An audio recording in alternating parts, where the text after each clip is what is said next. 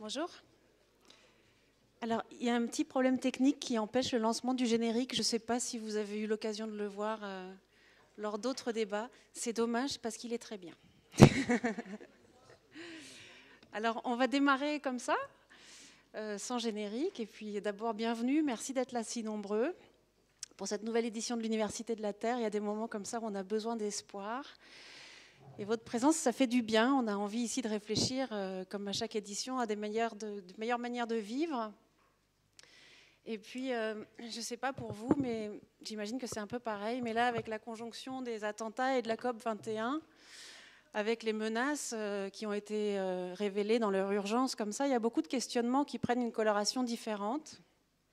Et je trouve que beaucoup de questions comme celle à laquelle on va réfléchir aujourd'hui paraissent subitement plus importantes, plus graves, plus décisives. On prend conscience de la manière dont nos choix, nos modes de vie ont un impact plus grand que ce qu'on pouvait imaginer. Et puis, je pense qu'on ressent pour beaucoup, de manière très paradoxale, à la fois un grand sentiment d'impuissance devant les choses, mais aussi un sens de responsabilité plus aigu, où on sent que on est à la fois impuissant, mais totalement indispensable aux efforts collectifs qu'on peut mener pour améliorer nos modes de vie et faire changer tous les climats, comme le suggère la thématique de cette université, aussi bien dans nos sphères intimes que dans nos relations sociales, au niveau local, au niveau global. Tout ça est très lié. Alors pour ma part, j'oscille souvent entre ce sentiment d'impuissance et ce sentiment de responsabilité. Et pour ce qui concerne les équilibres vie privée, vie professionnelle, on s'aperçoit que du fait de cette oscillation, il y a des choses qu'on subit sans même penser qu'on pourrait les changer, d'autres qu'on aspire à changer, et puis d'autres qui subitement, avec la menace, avec les inégalités, avec l'urgence, avec les enjeux, deviennent totalement insupportables, totalement inacceptables. Et puis la prise de conscience de ça peut vraiment nous faire changer nos modes de vie, nos équilibres de vie.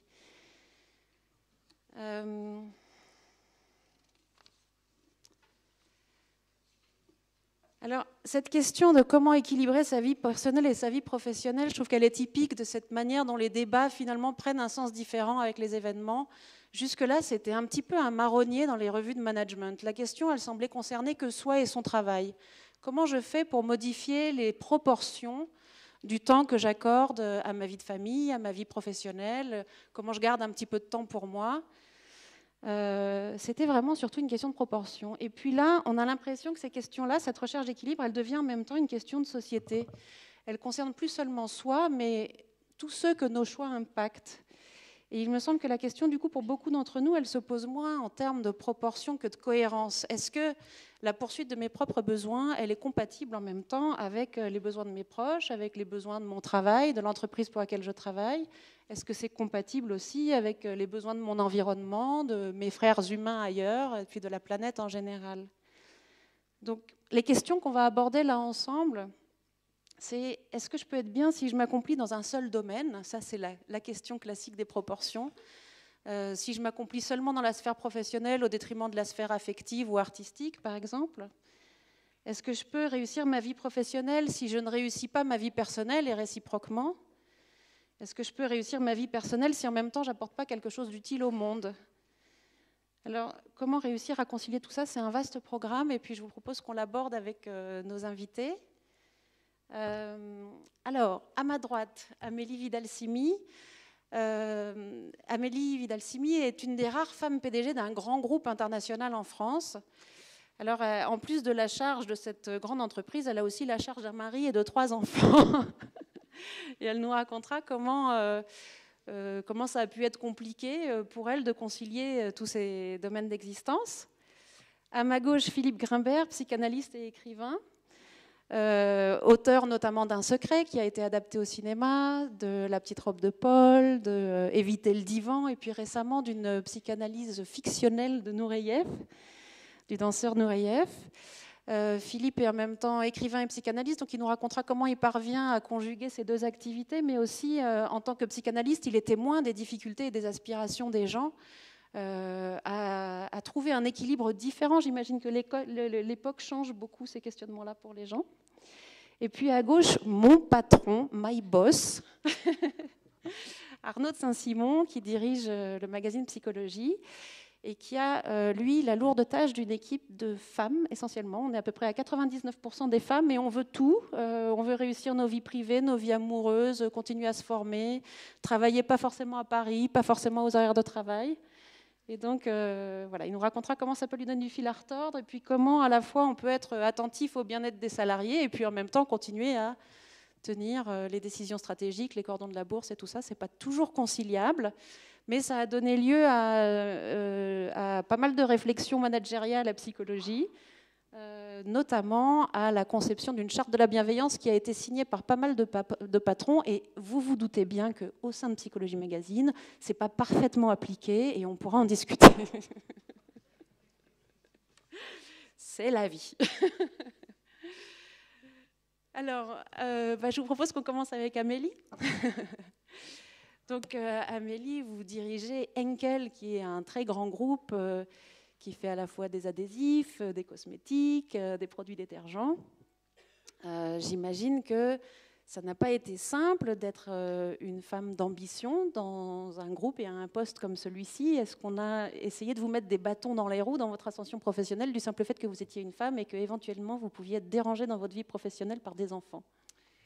Alors, je voudrais juste revenir sur votre introduction, sur un mot qui me mérite un tout petit peu, c'est le côté charge. Parce que pour moi, ni ma vie professionnelle, ni ma vie personnelle n'est une charge. Et je vis les deux pleinement et avec beaucoup, beaucoup de joie.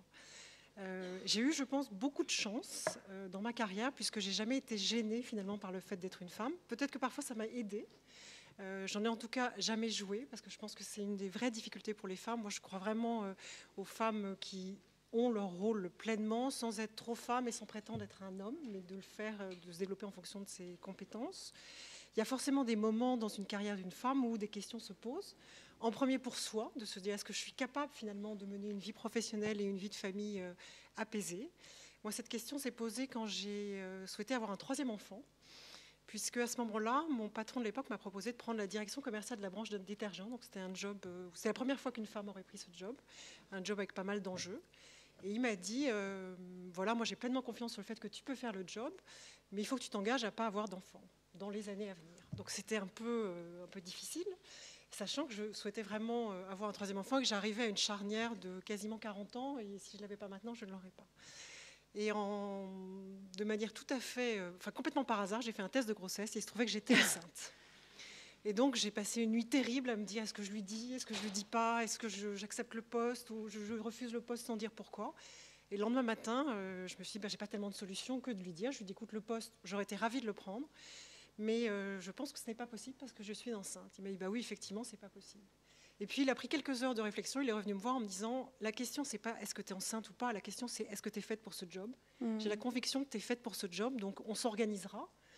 Et ton bébé, et ça va très bien se passer. Et effectivement, ça s'est très bien passé. Moi, j'ai accepté le job sans aucune hésitation, de manière peut-être un peu naïve aussi, en me disant ça va le faire. Ça a été assez compliqué, mais j'ai réalisé en le faisant que finalement, c'était une vraie publicité pour les femmes. Et j'ai énormément de femmes dans l'entreprise qui sont venues me voir pour me dire c'est génial ce que tu fais pour les femmes. Et je ne l'ai pas du tout fait pour les femmes, je l'ai fait pour moi parce que j'avais envie de le faire.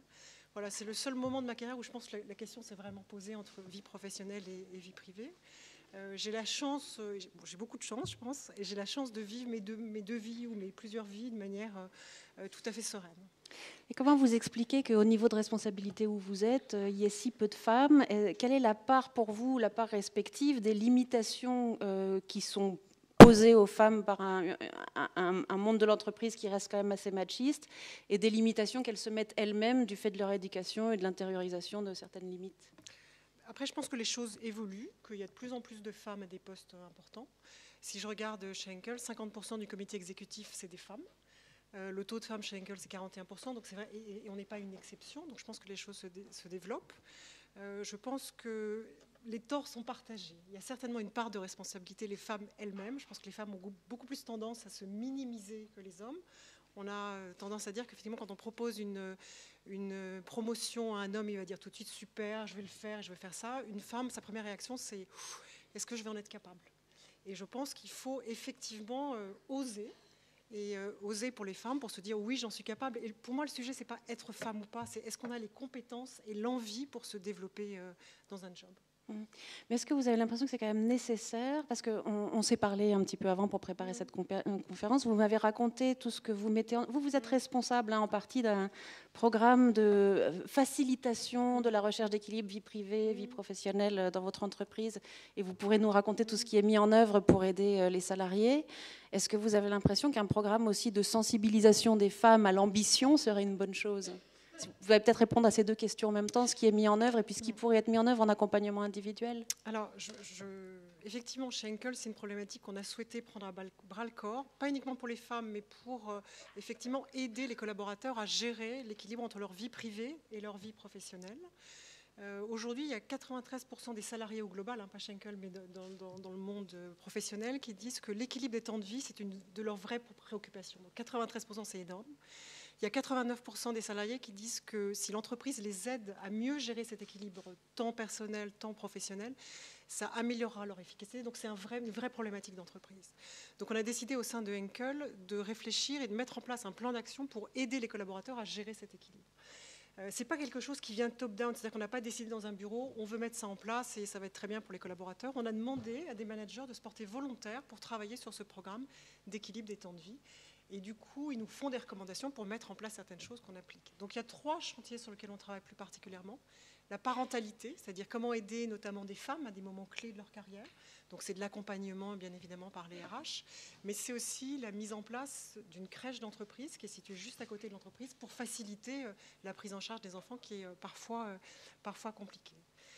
Il y a également la responsabilité et la parentalité dans le sens large. On sait que, notamment sur des populations vieillissantes, et Henkel ne fait pas exception à la règle, de plus en plus, nos collaborateurs vont être confrontés à la dépendance de leurs parents. C'est une vraie problématique pour les années à venir, et c'est une vraie problématique parce que ça crée un stress phénoménal, et que régler un problème d'un père ou d'une mère qui tout d'un coup atteint d'Alzheimer, il faut gérer. Ça se gère souvent entre 9h et 17h, pas le week-end, et du coup, ça crée un stress phénoménal. On a décidé de travailler avec une société qui s'appelle Responsage, qui apporte une réponse adaptée à la problématique du collaborateur, qui lui dit quel organisme appeler, à quelle aide il peut avoir droit, pour justement l'aider à ces problématiques. Donc ça, c'est cet axe parentalité. On a aussi travaillé sur la flexibilité en développant le télétravail. Aujourd'hui, à peu près 20% des collaborateurs d'Henkel travaillent un jour par semaine, s'ils le souhaitent, chez eux, ce qui est un moyen de concilier le fait qu'on ait des engagements privés, que parfois on a des temps de transport qui sont importants. Donc c'est important. Et on a fait une étude auprès des salariés et auprès de leurs managers pour voir quels résultats avait cette politique de télétravail. Et on s'aperçoit que dans les 2 cas, il y a une perception d'amélioration de la performance, d'amélioration de la motivation et de l'envie et de l'attachement à Henkel. On a également mis en place une conciergerie d'entreprise. Alors, ce n'est pas une exception chez Henkel, il y a plein de sociétés qui font ça, mais ça permet aux collaborateurs d'avoir des petits services qui leur sont rendus, que ce soit le pressing, la blanchisserie, les courses, les livraisons de fleurs. Et sur notre site social, depuis la création, il y a 75% des collaborateurs qui sont abonnés. Donc, ça répond vraiment à une problématique. Et enfin, dans des métiers qui sont parfois sous pression, où il faut qu'on délivre de résultats, on s'est dit que c'était important d'accorder des petits moments de respiration à nos collaborateurs pour baisser un peu le niveau de pression. On a mis en place des activités sportives sur le lieu de travail. On a par exemple des cours de pilates tous les jours à déjeuner. Moi, j'en prends personnellement 1 fois par semaine. Et c'est un exutoire fantastique. Ça crée aussi des relations particulières avec des collaborateurs. Et il y a à peu près 20% des collaborateurs du siège qui ont une activité sportive. Alors ça peut être pilates, ça peut être du running, donc de la course, ça peut être du renforcement musculaire. Et enfin, on a un projet qui me tient à cœur, qu'on va mettre en place début 2016, qui est un peu lié à nos activités cosmétiques, c'est de créer un salon de beauté, donc sur le lieu de travail, qui sera une possibilité de se faire coiffer, de se faire couper les cheveux, de faire une manucure. C'est des petits moments de respiration pour allier un peu vie privée, vie professionnelle sur le lieu de travail. Est-ce que vous avez établi des statistiques pour voir quelle était la proportion d'hommes et de femmes qui faisaient appel à ces différents services? Alors c'est intéressant. Alors, en préparant, j'ai regardé plus précisément, effectivement, parce que je ne l'avais pas forcément en tête. Ce qui est intéressant, c'est qu'effectivement, sur les activités sportives, on a un vrai déficit aujourd'hui, c'est que des femmes. Quasiment, c'est 95% des femmes. Donc on réfléchit sur quel type d'activité pourrait intéresser également des hommes. En revanche, sur la conciergerie, Le nombre d'hommes, notamment sur le service blanchisserie pressing, c'est largement plus des hommes. Donc effectivement, ça permet une utilisation à la fois pour des femmes et pour des hommes. Alors, quand on s'était parlé aussi, j'avais été frappée par le fait que, tout en me disant que tous ces services étaient bien sûr disponibles pour les hommes comme pour les femmes, vous m'avez très spontanément dit, pour aider les femmes, on met ça et ça et ça en œuvre. Et je m'étais étonnée que, enfin, en même temps que ça ne m'étonnait pas, mais du fait que les hommes semblaient s'emparer très peu de ces questionnements, de quelle place j'accorde à autre chose qu'à mon travail. Très bien. J'espère que vous avez quand même entendu un petit peu ce que j'ai dit depuis le départ. Rien du tout, on va recommencer. Alors, il y a une étude récente qui montre, et je reviens parce que je me souviens qu'on en a parlé sur les problèmes de dépendance, que 60% des problématiques de gestion de la dépendance des parents ou beaux-parents sont gérées par des femmes, ce qui est quand même assez frappant. Donc c'est vrai que finalement, tous ces services qu'on a mis en place sont plus utilisés par des femmes. Ils n'ont pas vocation à être utilisés par des femmes, mais effectivement, ils le sont plus. Je pense qu'effectivement, peut-être que les femmes, plus naturellement, parlent de ces problématiques que des hommes. Oui, puis du coup, on a l'impression que c'est moins... qu'elles sont moins dans une recherche d'équilibre entre différentes sources d'épanouissement, mais d'équilibre entre différentes contraintes à gérer en même temps, hein. Je pense que ce n'est pas un scoop de dire que les femmes ont plusieurs vies et que toute femme en rentrant chez elle commence une nouvelle vie. Donc. Est-ce que vous auriez, vous, réussi de la même manière si vous aviez eu un mari différent? Alors, ce qui est très compliqué pour moi, c'est que mon mari est dans la salle, donc je vais être obligée de dire que qu'il se dénonce. Rien n'aurait été possible. Je pense que c'est très difficile de dire si les choses auraient été différentes ou pas. Je pense que certainement c'est plus facile pour moi aujourd'hui que pour les générations d'avant. Et j'espère que ça sera encore plus facile pour ma fille et les générations futures. Je pense que le travail des femmes aujourd'hui n'est pas un tabou comme il a pu l'être avant.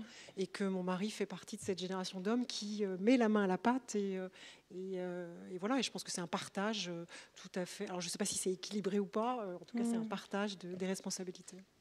Alors j'ai une petite question qui fâche pour vous, Amélie, c'est compte tenu de ce que je disais en préambule, c'est-à-dire du souci grandissant des gens pour les enjeux d'écologie, par exemple, est-ce qu'on peut être une femme épanouie quand on est à la tête d'un groupe qui produit des polluants? C'est une question intéressante. Je pense que je vais répondre en deux temps. Je pense que l'épanouissement pour une femme, il naît de trouver du sens dans ce qu'on fait, à la fois dans sa vie personnelle et dans sa vie professionnelle. Il y a quelques années, j'ai fait une formation très riche sur le thème un certain niveau de poste, il ne faut pas uniquement gérer des budgets, des personnes, il faut aussi gérer sa santé. Et il y a quelque chose que je retiens de cette formation, c'est qu'on est tous finalement sur un trépied. Ce trépied, c'est sa vie privée, sa vie familiale, sa vie professionnelle et sa vie sociale. Et c'est important de trouver un équilibre entre ces trois pieds du trépied pour vivre correctement. Et je pense que c'est ce qui gouverne tout ce que je fais. Pour revenir plus directement à votre question, je pense que donc, mon épanouissement, je le vis pleinement de ce trépied que j'essaye de maîtriser. Maintenant, je pense qu'effectivement, Henkel produit des produits d'origine chimique, mais il faut avoir en tête que ce qui est clé, c'est l'utilisation qu'on en fait.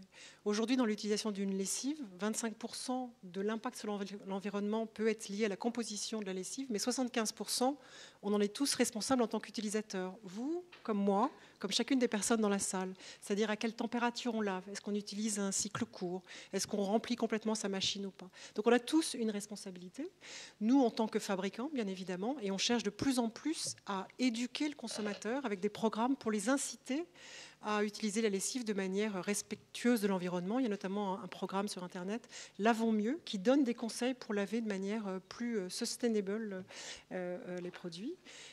Henkel, par ailleurs, s'engage dans effectivement des politiques de développement durable. On a des objectifs très clairs en termes de réduction de consommation d'énergie, d'eau et de limitation des déchets. Donc, pour toutes ces raisons, je le vis de manière tout à fait épanouie. Merci, Amélie. Alors, Philippe, alors, vous avez été longtemps psychanalyste avant de passer à un métier d'écriture, ou est-ce que c'est quelque chose que vous avez toujours conjugué ? Je vais vous répondre. Juste, si vous me permettez, Bien une sûr. petite réaction par rapport à ce que vous venez de dire. Je souscris à tout ce que vous avez dit. Il y a un point sur lequel je pense qu'il y a un débat. Vous avez dit que quand on offre un poste important à une femme, contrairement à un homme, elle va d'abord se poser la question de savoir si elle sera à la hauteur de cette charge. Là, je m'inscris en faux. Les hommes se posent tous la question de savoir s'ils vont être à la hauteur ou pas. Je crois que c'est une question fondamentale pour l'homme aussi, sauf que, évidemment, il la présente différemment, c'est-à-dire en disant « mais bien sûr que je vais y arriver ». Mais est-ce que ça... Mais il y a à l'évidence cette angoisse chez les hommes, elle est très très présente. Je savais que c'était très challenging de faire une table ronde avec un psychiatre et un directeur d'une publication spécifique, donc je sais que c'est compliqué. Mon point est plus de dire, et je veux surtout pas donner de leçons ou quoi que ce soit, parce que je pense que voilà, mon exemple c'est un exemple particulier et je veux pas en faire des généralités, mais il est clair qu'une femme va vraiment le verbaliser. Oui, peut-être parce que les femmes sont plus proches de leurs émotions. Juste donner un chiffre qui moi m'a frappé, c'est que quand on offre un premier job à un homme, 57% des hommes vont négocier le salaire, 7% des femmes. Et je pense que ça illustre quand même le fait qu'on a une perception différente. Ça, là-dessus, je ne peux pas m'inscrire en faux. Oui, c'est vrai. Mais je tenais tout de même à affirmer que l'angoisse de la question d'être à la hauteur est très, très présente chez les hommes. J'en parle en connaissance de cause, non pas en tant que moi-même, bien sûr, sujet à cette question, mais en tant que... Évidemment, mais surtout parce que j'entends... On n'entend pas bien, patron. Je disais sexuellement, professionnellement... Et tous les discours que j'entends, évidemment, discours de l'empêchement majeur chez les hommes comme chez les femmes, en effet, cette question d'être à la hauteur. C'est dans tous les sens du terme, absolument. Voilà, excusez-moi. Maintenant, mais non, mais très bien. Alors, enchaînons à ce moment-là plutôt sur ce que vous entendez effectivement dans votre pratique. Alors, est-ce que vous pouvez nous dire, juste comme ça, comment vous répartissez votre temps, vous, entre la consultation et vos activités littéraires? Alors... Je dirais déjà, puisque finalement je vais quand même revenir à la première question, oui. Le psychanalyste ne répond jamais directement à une question. C'est que le travail d'écriture, je l'ai toujours eu en moi, et je crois que dès mes rédactions d'enfants en école communale ou au collège, j'avais déjà le sentiment que j'écrivais une nouvelle et que mon premier lecteur serait le professeur ou la maîtresse ou le maître, et que le commentaire qu'il allait faire sur mon travail n'allait pas être une note, mais une appréciation de lecteur. Donc il y avait déjà ça. Donc je suis sûr que le désir d'écrire, il existe depuis bien avant le désir de devenir psychanalyste. Et le désir de devenir psychanalyste n'a fait que renforcer le désir d'écriture, vous diriez aussi? Oui. Absolument. Et le désir d'être psychanalyste est venu de plusieurs choses. En effet, je crois que l'écriture qui amène à l'introspection ou à la découverte de l'autre au plus profond de ce qu'il est, peut vous amener aussi à la vocation de devenir quelqu'un qui a pour vocation et pour profession d'écouter l'autre, le psy en général, mais aussi mon histoire personnelle quand même. Il n'y a aucun doute, puisqu'on parle quand même de l'intime et du public. Je pourrais, comme je l'ai fait d'ailleurs, je vais vous confier cette anecdote. Quand je suis entré en analyse, vous savez que pour devenir psychanalyste, on reste soi-même allongé quelques siècles sur un divan, de façon à aller plus loin possible dans la perception et dans la connaissance de soi, de façon à ne pas encombrer l'autre qui va venir nous consulter avec nos propres névroses. Nous sommes tous des névrosés relativement bien en point, parce qu'on a fait un bon travail, mais évidemment que c'est quelque chose de l'ordre de la névrose qui nous amène à avoir envie d'être psychanalyste, et surtout d'entrer en analyse. Donc l'anecdote que je voulais vous raconter, c'est que je suis en effet arrivé en analyse en disant je veux faire une psychanalyse parce que je veux devenir psychanalyste, ce qui était la très mauvaise raison dont mon psychanalyste de l'époque n'a pas été dupe. Vous avez été recalé. J'ai été recalé avec cette demande-là. Et il est vrai que quand, à travers cette demande-là, est apparue la véritable demande, c'est-à-dire j'ai besoin de faire le point sur mon histoire personnelle parce que j'avais une histoire familiale assez chargée, dont j'ai fait quelque chose, je dirais, sous la forme romanesque, un livre qui s'appelle Un secret, et dans lequel je m'expose assez, en tout cas par rapport à la profession, on dira que c'est plutôt inhabituel qu'un psychanalyste raconte son histoire familiale et ses empêchements d'adolescence et d'enfance de cette façon-là. Je pourrais répondre aussi à la question du pourquoi je me suis lancé quand même là-dedans tout en étant psychanalyste, et pourquoi j'ai assumé le fait de parler de mon histoire personnelle. C'est tout à fait important, et je crois que la psychanalyse d'aujourd'hui n'est pas celle d'autrefois non plus, et qu'il y a un certain nombre d'interdits d'autrefois qui ne sont plus actifs aujourd'hui, si on veut pratiquer une psychanalyse d'aujourd'hui. Bref, en tout cas, c'est la psychanalyse qui m'a permis d'accéder à une écriture lisible, je dirais. C'est-à-dire que le travail que j'ai pu faire sur mon histoire familiale, sur ma névrose, j'emploie ce terme très tranquillement parce que nous sommes assez nombreux ici, nous sommes tous des névrosés ordinaires. C'est la société qui fait cela de nous et c'est normal d'être névrosé. Psychotique, c'est autre chose, mais névrosé, c'est notre lot à tous. Et donc, c'est pouvoir faire un travail avec cette névrose, devenir analyste soi-même, confier à un grand public son histoire familiale, c'est quelque chose qui, pour moi, donc, a vraiment mêlé intimement le personnel et le public, le professionnel et l'intime. Oui. Alors, nous qui sommes des grands supporters de la psychanalyse, des psychothérapies en général, on aurait tendance à défendre la thèse que si on ne passe pas par un chemin personnel, un travail thérapeutique personnel, c'est très difficile dans la vie finalement d'arriver à un équilibre multiple. Est-ce que vous pouvez expliquer en quoi ce travail analytique aide à trouver les centres d'intérêt importants et à les accomplir chacun ? C'est vraiment un sujet fondamental, surtout aujourd'hui où la psychanalyse, vous le savez aussi bien que moi, est en mauvais état, à mauvaise presse en tout cas. Pour faire très rapide, je dirais qu'elle doit cette mauvaise image à 3 péchés de jeunesse ou péchés originels de la psychanalyse peut-être. D'abord le fait d'avoir voulu pendant les années 60-70 être hégémonique sur les sciences humaines, c'est-à-dire qu'on ne pouvait pas entrer ni dans une fac, ni dans un hôpital psychiatrique, ni dans n'importe quel lieu sans avoir la culture psychanalytique de base. C'était vraiment ce qui était réclamé et il y avait une sorte de dictat de la psychanalyse qui évidemment au fil des années s'est retourné contre elle comme on peut l'espérer de toute tyrannie, elle se retourne en son contraire. Bref, en tout cas, elle a perdu beaucoup de cette hégémonie, au tel point même qu'elle est en train de disparaître de toutes les disciplines médicales, universitaires, au profit de techniques plus actuelles. Évaluation, rapidité, résultats, c'est-à-dire les techniques comportementalistes ou cognitives qui ont leur mérite, mais qui n'ont rien à voir avec la psychanalyse. Donc ça, c'est le premier des péchés originels. Le deuxième, c'est la question de l'autisme, c'est-à-dire la culpabilisation des mères. Il y a eu un travail terrifiant. Je dis aujourd'hui terrifiant, quand j'étais étudiant, je trouvais ça formidable. Bettelheim, je trouvais que c'était enfin une explication de l'autisme. Les mauvaises mères, les mères toxiques qui rendent leurs enfants fous, c'était extrêmement séduisant pour les étudiants que nous étions en faculté à l'époque. Et l'ex-petit garçon que vous étiez. Oui, je n'étais pas autiste ni psychotique, donc je n'ai pas trop trouvé d'explication sur l'attitude de ma mère à mon égard. N'empêche que tous les étudiants de ma génération ont été séduits par cette théorie. Et bien évidemment, nous avons beaucoup évolué, beaucoup changé, mais on voit bien que les plus féroces ennemis de la psychanalyse aujourd'hui sont les associations de parents d'enfants autistes qui vouent à la psychanalyse une véritable haine qu'on peut comprendre. C'est encore la psychanalyse est aussi responsable de ça, et les gens ne sont pas obligés de savoir que le point de vue sur cette question a beaucoup changé, j'espère, chez tous les psychanalystes, je ne peux pas le garantir. Et le troisième péché originel, celui-là, c'est aussi sa qualité. C'est-à-dire que, d'une certaine façon, ce que Freud a découvert choque toujours autant aujourd'hui. C'est-à-dire pouvoir imaginer que nous ne sommes pas maîtres en la demeure, que notre moi n'est pas celui qui commande dans la maison, et que la force de nos pensées inconscientes peut parfois nous mener plus sûrement à la réussite, voire plus souvent à l'échec, que notre pensée consciente, qu'au fond, ce n'est pas le soleil qui tourne autour de la Terre. Ça, c'est une pensée qui fait encore scandale aujourd'hui. Donc, je pense que ça, c'est un péché originel que Freud a évidemment inauguré, mais qui reste encore très vivace aujourd'hui et qui voue à la psychanalyse cette méfiance et cette peur qu'elle peut inspirer. Philippe, est-ce qu'il n'y a pas aussi le fait que la psychanalyse propose aujourd'hui un voyage au long cours, passionnant, je suis passé par là, mais aléatoire, avec cette fameuse phrase « la guérison de surcroît », alors qu'on veut aujourd'hui des méthodes courtes, efficaces, évaluables et documentées. Elle est complètement en contradiction avec l'époque. C'est quelque chose de...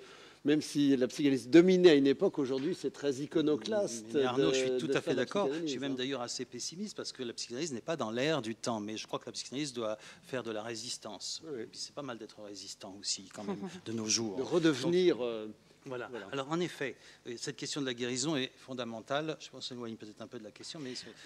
Non, mais si on arrive en passant par là, ça me paraît important d'être passé par là, en effet, pour répondre à la question qui est quand même comment la psychanalyse, malgré tout, est peut-être la seule voie qui nous aide à trouver des équilibres de vie réellement nourrissants. Peut-être vais-je y arriver en parlant justement de cette question terrible et cruciale de la guérison. Et je crois que le malentendu, en effet, qui concerne la psychanalyse, c'est de penser que la psychanalyse guérit.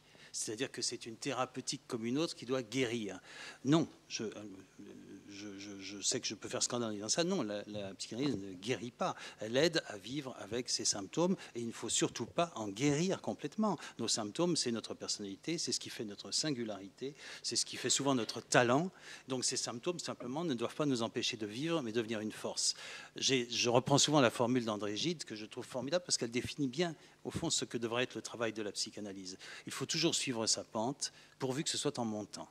Et je trouve que cette formule définit assez bien ce à quoi doit aboutir un travail psychanalytique, qui n'est pas une guérison. La guérison, ce serait au sens médical, et c'est pour ça qu'il y a une contagion du discours médical sur la psychanalyse, ce serait l'éradication des symptômes. Il n'est pas question de ça. Oui, quand on guérit une grippe ou un rhume, il s'agit d'éradiquer les symptômes et que le virus ne nous fasse plus mal.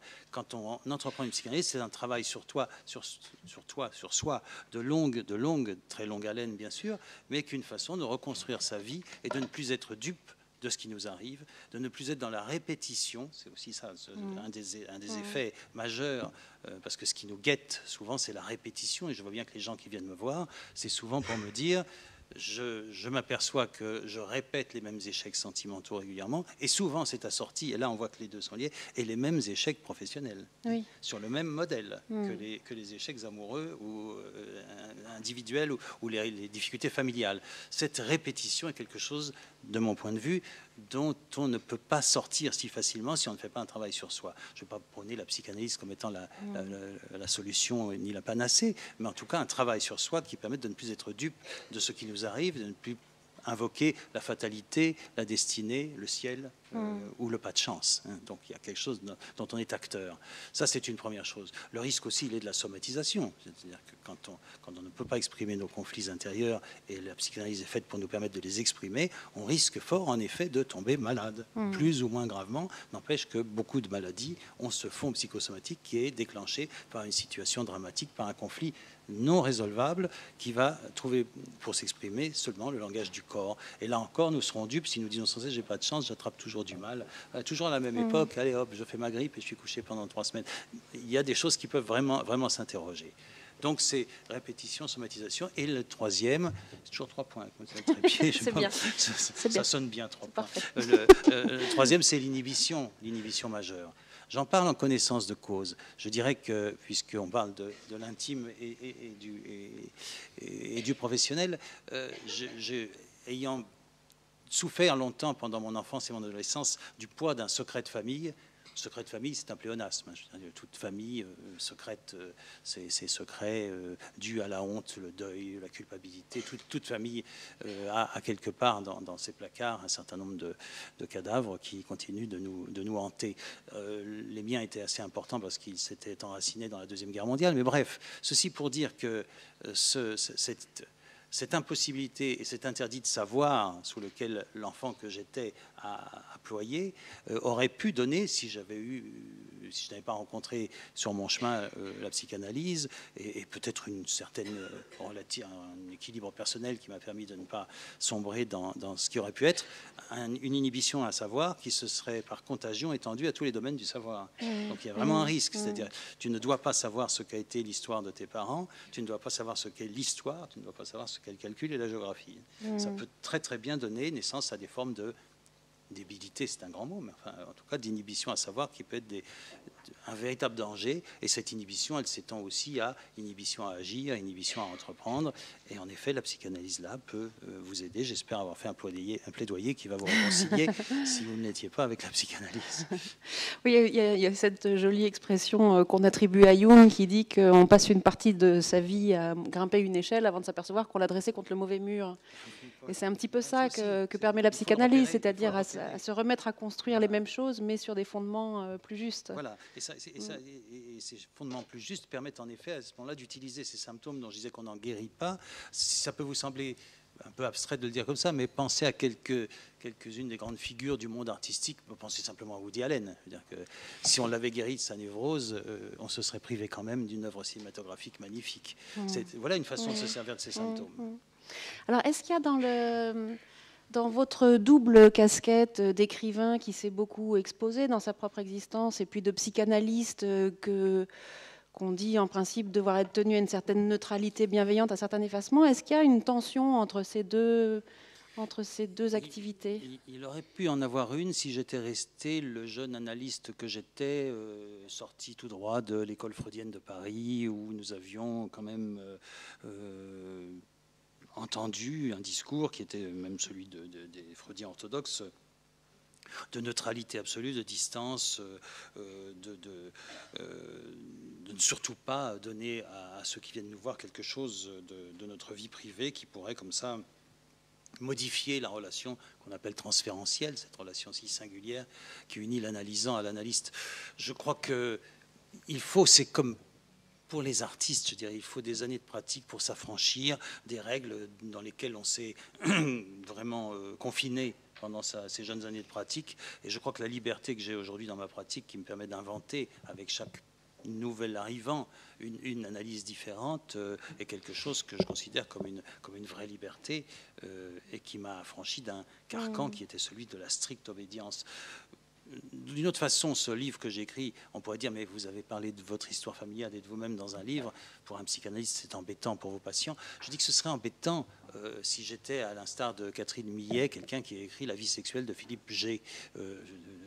Là, oui, je pense que pour mes patients, ça aurait été quelque chose de compliqué. Mais raconter l'histoire d'un secret à travers un adolescent et un enfant, je crois que ça n'engage, à travers moi, ça engage tout adolescent sans péché. Mais c'est intéressant que vous apportiez cet exemple-là de Catherine Millet. On a parmi les psychanalystes qu'on aime beaucoup une femme psychanalyste qui écrit en même temps des romans érotiques et qui nous dit que c'est pas une difficulté avec sa patientèle. Sous pseudo ? Non, sous son vrai nom, Sophie Cadalen, et voilà, qui a même tendance à penser, et c'est ce que dit aussi Irving Yalom, qu'au fond, plus le psychothérapeute poursuit son propre accomplissement, et plus il est modélisant aussi pour le patient. J'ose l'espérer. En tout cas, une dernière chose, peut-être, c'est ce livre, Un secret. Quand je l'écris, évidemment, c'était mon devoir de mémoire personnel, mais j'ai reçu énormément de courriers qui m'ont aidé à comprendre comment fonctionnait un livre qui vous parle. Je ne le savais pas avant, évidemment, on ne le calcule pas avant, et heureusement. Donc, beaucoup de gens m'écrivent des lettres pour me dire qu'ils ont lu Un secret, qu'ils ont aimé ce livre, donc ils me disent des choses très gentilles, puis ils ajoutent j'ai aimé ce livre parce qu'il raconte exactement mon histoire.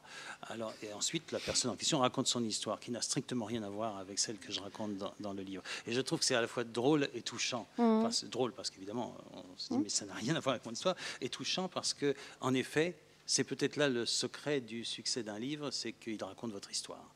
Et qu'il a révélé quelque chose de vous. Et beaucoup de gens m'ont dit, après avoir lu votre livre, j'ai parlé d'un secret de famille dont je n'avais jamais parlé, j'ai osé parler à ma famille, j'ai vu qu'en effet, ce qui est tu peut tuer. Merci Philippe. Arnaud, on ne va pas faire semblant de se vous voyer. Non. D'accord. Je voulais... Alors nous, ça fait 20 ans qu'on travaille ensemble. J'ai commencé comme pigiste à peu près 20 ans à Psychologie Magazine. C'est un journal qui s'est féminisé de plus en plus, j'ai l'impression, avec les années. Quand j'ai démarré, il y avait plus d'hommes qui écrivaient pour Psychologie. Je ne sais pas pourquoi. Je ne sais pas si tu as une hypothèse là-dessus. Non, j'ai une hypothèse sur le fait que le journal soit surtout lu par des femmes et fait par des femmes, qui est évident, puisqu'elles sont quand même beaucoup plus ouvertes sur l'intimité, la vie intérieure, les émotions que les hommes, même si les hommes, je suis d'accord, Philippe, ont aussi leurs difficultés, leurs souffrances, même s'ils ne les expriment pas souvent. Je ne sais pas pourquoi. On est quoi, peut-être 3/4, 1/4 dans l'équipe, hein, 3/4 de femmes. On était bien à 80-85% de femmes, oui. Oui. Non, c'est une équipe très, très féminine. En tout cas, quand je recrute quelqu'un, on dit on veut des hommes. Il n'y en a pas tant que ça. S'il y a des volontaires dans la salle. Vous nous donnerez votre CV. Je voulais te demander en quoi le fait de travailler essentiellement avec des femmes était parfois challengeant pour toi. Si elles avaient des demandes, des exigences qui parfois étaient un petit peu compliquées à accueillir pour toi dans ta responsabilité de chef d'entreprise. Sans flagornerie pour toi, puis j'ai vu nous deux femmes là, de l'équipe qui sont dans la salle. Moi, j'adore travailler avec des femmes. Je me suis toujours senti assez à l'aise. J'ai des tas d'amis femmes. Et j'aime beaucoup ce mélange de sérieux, de de discrétion, et puis surtout qu'elle m'apporte quelque chose d'infiniment complémentaire. En tant qu'homme, j'aime vraiment beaucoup travailler avec des femmes. Et la question c'était ? À quel point ça te challengeait par moment? Oui. Ça te mettait face à des exigences un peu compliquées? Alors après, donc moi ça fait quand même longtemps que je travaille qu'avec des femmes, et de temps en temps, je fais souvent des conférences avec des patrons, etc., qui disent, alors voilà, je suis à 41% de femmes, ce qui est formidable, hein, parce que demain, je fais une conférence sur le leadership avec 5 patrons, dont une seule femme. Il y en a plus dans la moyenne nationale. Et moi, je ne me suis jamais posé la question, je me dis, mais en fait, mon comité de direction, je suis le seul homme. Donc, je suis tellement habitué à travailler avec des femmes que ça ne me pose pas vraiment de problème. Je dirais, vraiment, je l'apprécie. Ce que peut-être j'évalue moins, c'est ce que c'est que, voilà, la tâche, la vie des femmes qui est vraiment dans le multitasking, beaucoup plus que les hommes, même si les hommes font aussi les devoirs, etc. On n'est plus dans la caricature, mais c'est vrai qu'il faut se rappeler que quand une femme part à 17h30, qu'on se dit, bon, un peu, voilà, mais non, mais c'est aussi qu'elle a sorti de la crèche, et ça, je peux l'oublier. Voilà, donc en n'étant pas femme, je peux oublier ça, mais vraiment, moi, j'ai beaucoup de plaisir à travailler avec des femmes, et je trouve vraiment que c'est les femmes qui vont transformer le monde et l'entreprise, et qu'on a besoin de beaucoup plus de féminin dans les organisations et dans les cercles de pouvoir. J'ai le souvenir d'un ancien patron que nous avons partagé, à qui j'avais annoncé ma grossesse et qui m'avait dit « Ah, puisque vous avez l'air contente, je vais vous féliciter, mais on verra ensuite les problèmes que ça pose. » Il y a eu une autre culture d'entreprise à psychologie aussi, hein, comme ça. Mais je trouve intéressant ce que tu viens de dire, du fait que les femmes vont modifier les structures d'entreprise. Et il me semble qu'il y a une demande qui se fait sentir très fortement chez nous à mesure de la féminisation. C'est celle du télétravail, par exemple. Hein. On est de plus en plus à travailler, y compris en province ou de chez nous. Et en même temps, quand je te disais qu'on allait sortir les vieux dossiers des comités d'entreprise, cette histoire de télétravail, elle est difficile à concilier par moment avec la vie de l'entreprise. Alors, dans quelle mesure c'est possible pour certaines personnes, ça ne l'est pas pour d'autres? Comment on peut à la fois accorder à certaines personnes de l'entreprise des demandes qui vont dans le sens d'un meilleur équilibre pour elles, et puis le refuser à d'autres? Sur quels critères? Non, mais ça, le télétravail, c'est un bon sujet. Je crois que là-dessus, on a besoin de bien réfléchir, de bien être aidé. Ce que je voudrais juste rappeler, c'est 2 choses. La première chose, c'est que quand on travaille dans un journal, quel qu'il soit, on est un peu toujours au travail, mais je veux dire, c'est ça qui est merveilleux dans notre métier, c'est que quand on est journaliste, on est par définition en curiosité sur le monde. Et je sais bien que le vendredi matin, il y a peu de monde à la rédaction, mais les filles écrivent, c'est surtout des filles, écrivent de chez elles. Voilà, donc il y a une grande confusion entre les deux. Je vois là des gens qui sont à des conférences. Voilà. Donc, et je dirais que quand on fait psychologie, on est encore plus 24 heures sur 24 au travail, parce que c'est un magazine sur la vie. Donc, voilà, moi, toute la journée, tout le week-end, le soir, j'ai une conversation avec quelqu'un, je note, je lis un livre, voilà. Donc, cette notion de porosité, on va dire, vie privée, vie professionnelle dans le journalisme, et encore plus la psychologie. Bon. La deuxième chose que je voudrais dire, c'est qu'il faut mener une réflexion moderne. Et comme d'habitude, parce que c'est quand même beaucoup le numérique qui a changé les choses, comme d'habitude avec le numérique va très très vite et la réflexion beaucoup plus lentement, parce qu'elle a besoin de temps, elle a besoin d'une population, elle a besoin d'études, elle a besoin de documenter les choses. Et en fait, on subit beaucoup la vie numérique et on navigue aujourd'hui beaucoup entre être complètement envahi, ce qui est un problème, et se dire « Ah non, il faut un droit à la déconnexion et plus de mails à 18h », ce que, à mon avis, la plupart des salariés ne voudraient pas non plus, parce qu'ils voudraient de la liberté. Bon. Donc, il faut mener une réflexion sur cet équilibre-là qui, de toute façon, n'a jamais existé, à mon avis, puisque le propre de l'homme par rapport à l'animal, c'est qu'il pense, il écrit, il fait l'amour, il discute, il réfléchit, il fait du jardinage, il fait un peu de tout. Et aujourd'hui, il y a une immense porosité déjà entre les deux. Donc, il faut intégrer ça et y réfléchir. C'est vrai qu'avec le numérique, les gens travaillent de plus en plus chez eux, par choix pour certains, par contrainte, et c'est un problème pour d'autres, ou parce qu'ils n'arrivent tout simplement pas à décrocher, mais en même temps, vous vous baladez dans un bureau, il y a quand même une personne sur 3 qui est sur Facebook et qui reçoit des coups de fil personnels. Aujourd'hui, vous le disiez, Amélie, voilà, les entreprises ouvrent des services de conciergerie, etc., etc. Je discutais hier avec une coach qui disait qu'elle travaille sur la pleine conscience dans les entreprises, c'est une grande mode, et elle me dit c'est compliqué parce que on apprend aux gens à pratiquer la pleine conscience, puis après on fait un débriefing pour aider les gens.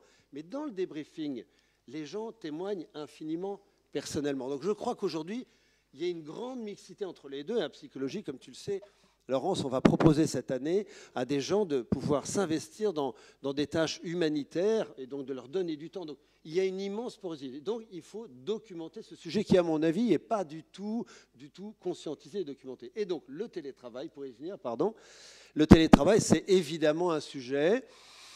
Quand on lit bien, la réaction du patron, c'est « Oh là là, il va être chez lui, qu'est-ce qu'il va faire ?» Ça peut être ça. La réaction, c'est aussi de voir que chez Google, qui est une des boîtes les plus innovantes de la planète, on accorde 20% de son temps aux ingénieurs pour qu'ils inventent des choses, donc quand même ça marche. Quand on regarde des études sur le télétravail, on voit qu'au fond, on gagne du temps dans les transports, on est moins stressé, et surtout, il y a en gros un consensus assez général sur le fait que c'est plus efficace, et tu as raison. Moi, je me suis dit qu'on s'est dit avec le comité de direction, je peux le dire ici, et finalement, je ne pourrais plus revenir en arrière, parce que je l'ai dit. Je crois qu'il faut qu'on documente ce sujet pour qu'on voit comment le faire efficacement. Parce que quand même, il faut à la fois développer, je pense, le télétravail, c'est plus pratique, les outils technologiques le permettent, etc. Et en même temps, il ne faut pas perdre de vue qu'avec la technologie, on se parle de moins en moins. Avec la porosité entre tous les métiers, on a besoin de se parler de plus en plus, et donc il faut bien veiller à préserver le travail d'équipe qui est non seulement efficace, mais qui est une joie. Voilà. Donc, comment est-ce qu'on peut développer le télétravail? Est-ce qu'un chef qui anime des gens, il peut faire autant de télétravail que quelqu'un, un développeur informatique qui a une mission à lui? Est-ce qu'un journaliste qui fasse son papier chez lui ou chez nous, c'est un peu la même chose? Est-ce que des commerciaux qui voient les clients? Après, voilà, je crois qu'il faut un peu documenter ce sujet. C'est la difficulté de trouver à la fois des principes généraux qui profitent à tous, et puis du cas par cas. On va le dire à l'UNESCO, les principes généraux ne fonctionnent plus, ni dans l'entreprise, ni ailleurs. Il faut vraiment regarder en détail les choses. Peut-être que Henkel est beaucoup plus avancé sur ce sujet du télétravail. Je partage tout à fait le fait qu'il faut clarifier dans quel cas on fait du télétravail ou pas. L'approche qu'on a eue chez Henkel, c'est de faire un pilote il y a quelques années, c'est-à-dire de faire un test avec 30 personnes, donc 30 sur à peu près 1100 personnes, pendant quelques mois, et de faire effectivement donc sur la base du volontariat, et de checker après auprès du manager et du collaborateur, c'était quoi les résultats, comment ils l'ont vécu, c'est quoi les limites, quels sont les cas qui sont faisables ou pas. Et on a défini une grille de critères pour justement objectiver la discussion, et que ce ne soit pas une discussion à la tête du client de dire bah oui, toi oui pour le télétravail et toi non. Et ça a aidé à la fois convaincre les managers et les collaborateurs. Oui, c'est pour ça qu'il faut un travail collectif pour établir une règle, pour qu'on ne sente pas pour qu'on sente une cohérence et pas d'injustice. Je sais bien qu'à psychologie, il y a par exemple une fille qui est rédactrice en chef et elle est, on va dire, 30% de son temps en Bretagne. Bon. Et puis il y a une autre personne à qui j'ai dit, écoute, non, tu manages une équipe, voilà, il faut que tu sois là. Donc, on va dire, chaque décision a du sens, mais je pense qu'il faut définir un cadre collectivement. Je pense qu'il faut y travailler aussi avec les salariés. Alors, autre chapitre sur lequel cette tension entre le respect des souhaits du salarié, de sa poursuite d'un équilibre personnel et le respect des contraintes de l'entreprise se pose, c'est celui de la formation, par exemple. Tu as des salariés qui demandent des formations qui, très clairement, vont un jour les emmener ailleurs. Comment tu arbitres cette question-là avec une enveloppe limitée, hein, il y a une enveloppe de formation limitée dans une petite entreprise pour les salariés. Est-ce que tu participes à la décision? Comment tu arbitres les demandes de formation des salariés, sachant que certaines sont compatibles avec les besoins de l'entreprise et d'autres, au contraire, veulent emmener les salariés ailleurs? Je pense qu'il ne faut pas avoir peur. Quand une journaliste, puisque c'est le cas de plusieurs journalistes, demande une formation en Gestalt ou autre chose, d'abord, je trouve que c'est bien pour le journal. C'est quand même formidable que, comme le disait Philippe, les gens qui, dans le journal, parlent de psychologie aient pratiqué eux-mêmes personnellement et en tant que psy. Donc, je crois que c'est très riche. Deuxième chose, on le sait bien, le monde des médias est sous pression. C'est un monde qui est à la fois la psychologie n'a jamais eu autant de millions de lecteurs et d'internautes, etc. Et en même temps, les diffusions baissent. Donc les modèles économiques de tous les médias sont compliqués. Moi, je trouve ça bien que des gens à la quarantaine ou à la cinquantaine puissent avoir une alternative. Donc, c'est un peu au cas par cas. Moi, je regarde d'abord le besoin de l'entreprise. Quel est le besoin de l'entreprise et quel est l'enrichissement que je vois chez quelqu'un à titre personnel et pour l'entreprise, et donc la contribution que va donner cette formation. Je voudrais te poser une dernière question avant de passer la parole à la salle, parce que le temps passe. Comment le fait de travailler avec des femmes qui ont donc des exigences d'accomplissement dans des domaines multiples t'a changé, toi, dans tes équilibres de vie? Ah ben alors ça, elle me change tous les jours, les femmes avec lesquelles... autant dans le plaisir que j'ai à travailler avec elles que dans les conflits ou les dissensions qu'on peut avoir. Je crois que c'est... Je redirais rien de plus. Enfin, je pense que je suis quelqu'un qui, par mon expérience personnelle et mon cheminement personnel d'une part, et le fait de travailler avec les femmes d'autre part, ça m'a forcément contaminé et féminisé. Je n'ai pas de problème finalement dans cette introduction à une table ronde sur équilibre vie privée, vie privée, vie privée, vie pro, quand je pose la question à Philippe Bernbert, de dire que je suis passé par la psychanalyse. Voilà. Donc, je veux dire, peu d'hommes le diraient, et en même temps, je n'ai pas vraiment réfléchi avant de le dire. Ça me semble quelque chose de... Voilà. Donc, je pense qu'elles m'ont... travaillé avec des femmes, ça m'a, alors d'abord, en tant qu'homme, beaucoup remis en question. Ça m'a... Je veux dire, ça m'aide vraiment, par exemple, vous voyez, dans la gestion de l'ego, parce que voilà, il y a une humilité qui est vraiment intéressante chez les femmes. Ça m'aide dans la pensée complexe. Ça m'aide beaucoup. C'est beaucoup dans le relationnel. Hein. Je trouve que les femmes arrivent à nous faire sortir de schémas comme ça, un petit peu binaires. Voilà, donc ça m'a beaucoup apporté. Et puis aussi, le fait de faire un journal pour les femmes, même s'il y a 30% d'hommes qui nous lisent, c'est vrai qu'on essaie de, moi, en tant que patron de cette entreprise, de se projeter sur qu'est-ce qu'est la vie de la femme et de la lectrice, à 70%, mais quand même dominante, à laquelle on s'adresse. Donc ça m'a, et forcément, pour être passé par la psychanalyse ou le développement personnel, il suffit, regardez la conférence, ici, il y a 70% de femmes, dans les groupes de développement personnel, il y a 70% de femmes, donc quand même, on y est quand même beaucoup confrontés.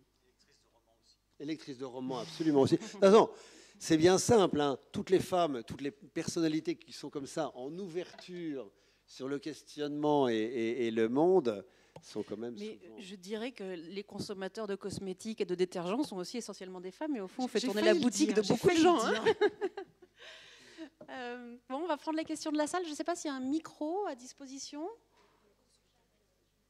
Sur chaque table? Ah ouais, super. Donc il y a des petits boutons rouges devant, si vous avez les mêmes. Allez, la première main que je vois se dresser, mademoiselle.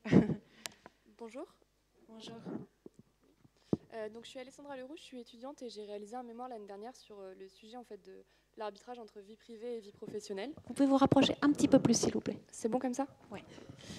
Et je voulais vous poser une question. En fait, j'ai un peu l'impression que tous les discours que j'ai entendus là, ça corrobore ce que j'avais perçu l'année dernière pendant mon mémoire. C'est que quelque part, même si la femme aujourd'hui, donc c'est acquis quelque part qu'elle est légitime dans le monde du travail, est-ce que l'homme, par exemple, n'est pas lui encore un peu limité dans la sphère familiale? Et surtout là, par exemple, vous n'avez pas prononcé une seule fois le mot père, alors que le mot mère a été prononcé plusieurs fois. Donc est-ce que les entreprises ne sont pas encore un peu conservatrices à ce niveau? Est-ce qu'un père qui veut prendre un congé parental pourra le faire? Je vous rappelle que les congés parentaux sont pris à 95% par des femmes. Et est-ce que, donc peut-être qu'avec à la fois vos expériences en tant que psychanalyste et que chef d'entreprise, vous allez pouvoir répondre à ça? Et comment est-ce que vous observez si les hommes se mettent eux-mêmes des limites ou si c'est naturel que les hommes ne veulent pas s'occuper de leurs enfants? C'est marrant parce que j'avais posé la question par téléphone à Amélie aussi en lui disant « Mais je suis étonnée, vous parlez des femmes pour tout ce que vous mettez en œuvre, mais est-ce que les pères ne s'y intéressent pas? Est-ce que les hommes ne s'emparent pas de ces choses-là » et on avait parlé à cette occasion-là d'une association qui existe depuis peu qui s'appelle les Happy Men et qui se constitue en cellules de réflexion dans les entreprises pour susciter un dialogue autour de cette histoire d'équilibre vie privée, vie professionnelle, en se disant que si les pères s'emparent du dossier, Si les pères se mettent à revendiquer des choses que les femmes demandent depuis longtemps, peut-être que ça avancera un petit peu plus vite. Mais je vais laisser aussi Amélie, ou je ne sais pas à qui vous souhaitez en particulier qui réponde à votre question. Je pense que les choses évoluent beaucoup. Je pense qu'aujourd'hui, un père de famille qui dit non, la réunion, c'est pas possible parce qu'aujourd'hui, c'est moi qui vais chercher mes enfants à l'école, c'est beaucoup plus valorisé que par le passé. Et au contraire, c'est vraiment respecté parce que je pense que c'est la réussite d'une politique de diversité. Que qu'on soit un homme ou une femme, on ait le courage et la liberté de dire bah non, pour moi, c'est pas possible parce que je vais chercher mes enfants à l'école. Et je pense que les générations futures et les générations qu'on embauche maintenant de jeunes sont complètement à l'aise sur ce sujet. Arnaud a dit pas sûr. Je pense qu'Amélie, dans des entreprises fortement féminisées, comme la vôtre ou la mienne, oui, dans une entreprise, je ne sais pas si dans la finance ou dans des... Enfin, il y a peut-être quelqu'un de la finance ici, je suis peut-être plein de préjugés, mais dans les entreprises fortement masculinisées, je pense que c'est moins facile de dire ça. Et ça rejoint la réaction de Philippe au départ qui disait que les hommes ne s'autorisaient pas à ne pas prendre une promotion qui se présentait ou en tout cas à ne pas être performants sur le plan professionnel, ne se l'autorisaient pas autant que les femmes en fait. Il y a une part de féminité qui est aujourd'hui quand même revendiquée et acceptée par les hommes, ce qui n'était pas le cas autrefois. Moi, je pense juste à une image. Un homme se promène dans la rue avec un kangourou, avec un bébé sur le ventre. On voit ça, personne ne se retourne. Il y a encore une trentaine d'années, disons, c'était inimaginable.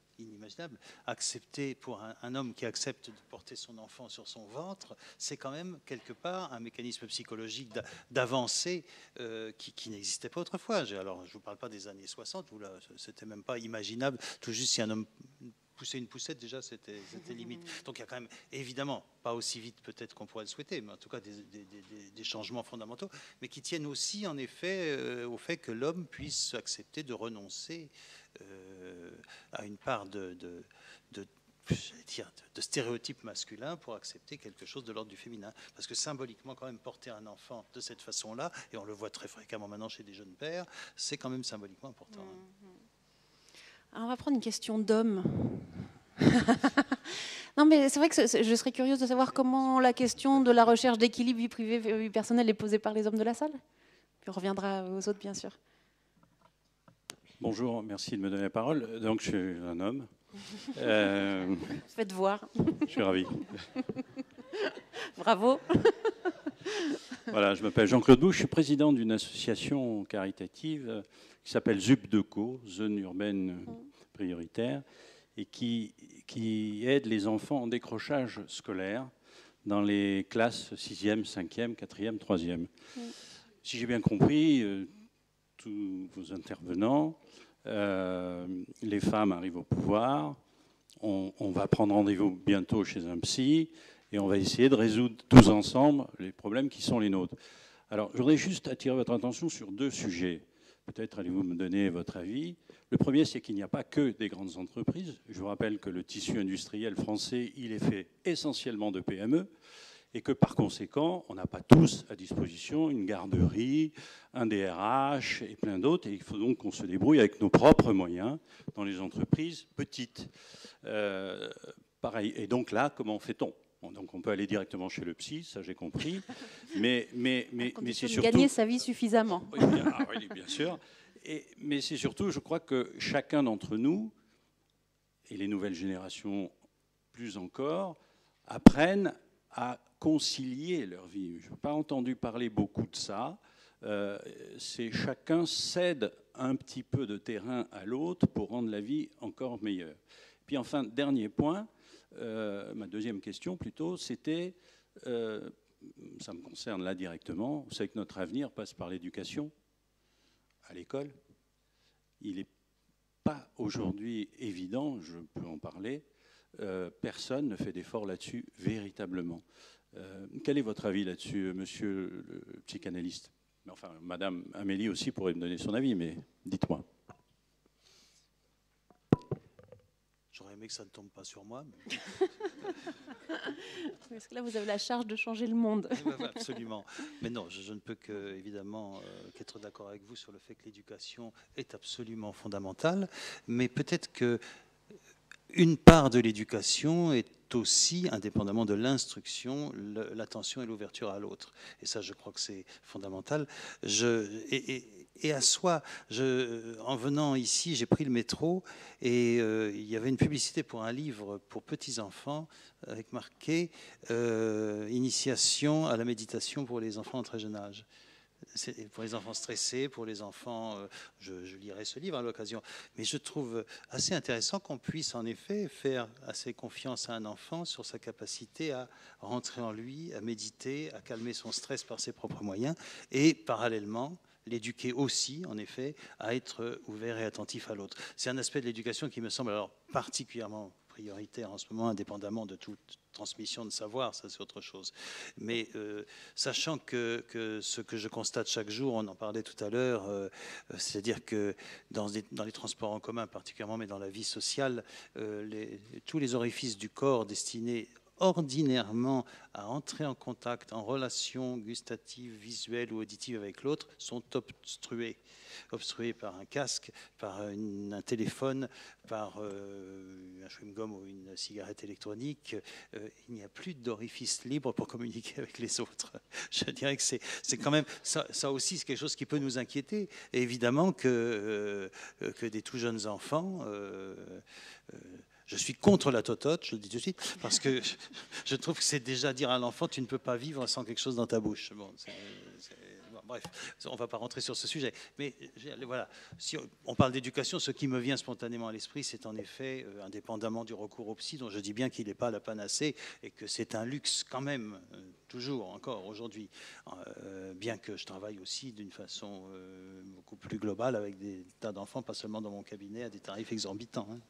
Bon, mais il y a vraiment quelque chose de l'ouverture à l'autre qui, hélas, n'étant pas complètement naturel et de moins en moins aujourd'hui, doit faire l'objet d'une éducation prioritaire. Moi, j'ai deux remarques par rapport à votre question. La première, c'est que effectivement, les initiatives dont j'ai parlé, elles sont le reflet d'une mobilisation des salariés. Et donc, c'est pas lié à une DRH, à des moyens incroyables. Le fait de mettre en place le télétravail, c'est une ouverture d'esprit, une méthode pour le faire, mais c'est pas lié à des moyens ou une structure incroyable. Donc, je pense que ça peut être fait dans n'importe quelle entreprise. Autre point, je pense que la responsabilité sociétale des entreprises est importante sur l'éducation et comment on peut aider les étudiants à passer du monde des études au monde de l'entreprise.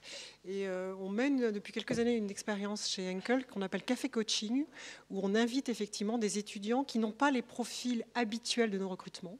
On a plutôt tendance à recruter école d'ingénieurs, école de commerce.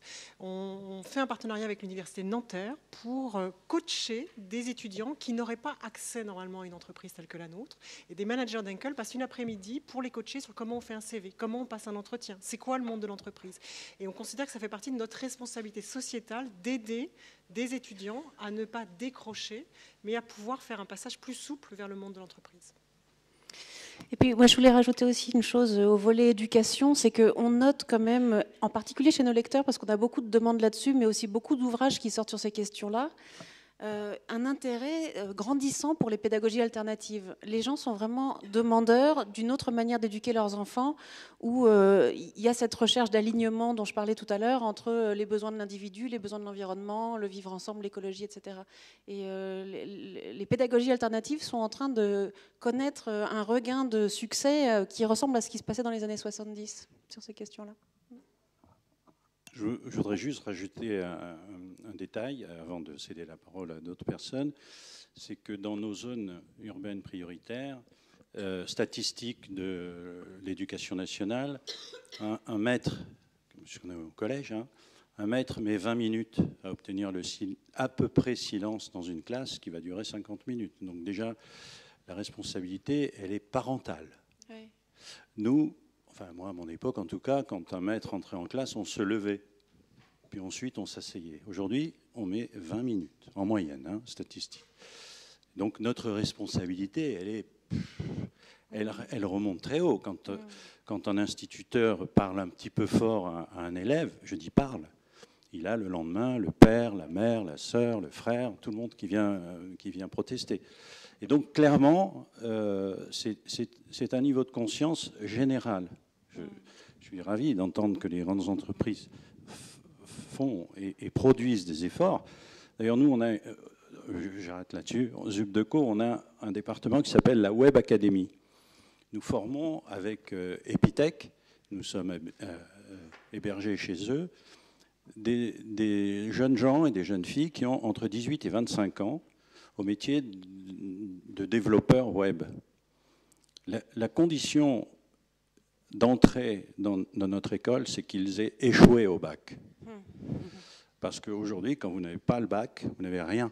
Et je vous félicite vraiment beaucoup de prendre des élèves en coaching qui n'ont pas le cursus, parce qu'il faut que tout le monde monte, il faut qu'on tire vers le haut. Merci. Merci. Madame.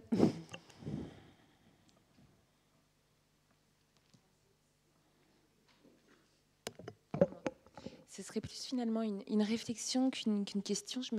En fait, je me questionnais parce que l'intitulé, c'est professionnel et personnel. Comment équilibrer sa vie? Et je trouve qu'on est un petit peu resté dans la place de la femme et la place de l'homme, au lieu de prendre ça avec un petit peu plus de hauteur, finalement. Et au niveau de la société, comment trouver cet équilibre? Et je suis également assez surprise que finalement, la seule personne à qui on a demandé, je sais que Madame Vidal-Simi, et je me permets de vous appeler Madame Vidal-Simi et pas Amélie, comme tout à l'heure, c'est Monsieur le psychanalyste, mais votre prénom. Or, je ne sais pas combien vous avez d'enfants et si ça a été difficile pour votre vie professionnelle. Voilà.